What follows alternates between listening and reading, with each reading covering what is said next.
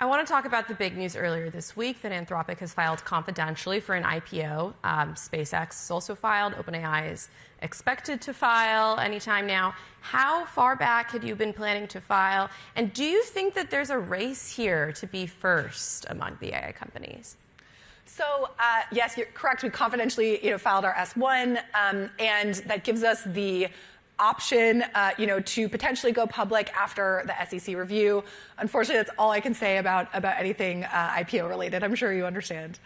I mean, if we can just maybe level up a little, what is the calculus for a kind of an AI company generally to go public or not in this moment? What are some of the pros and cons here? Because on the one hand, yes, you can access more capital if you're not a startup. But on the other, then you're beholden to quarterly results, shareholder calls, et cetera. So what are some of the pros and cons just generally for an AI startup, do you think, to go public in this moment?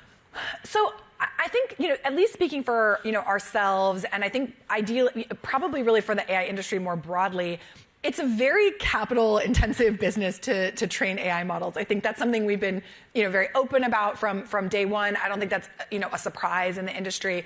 And I think this kind of concept of how do you access the level of capital that you need to train these models, right? It's a really big kind of upfront cost to train the models and to serve inference on them.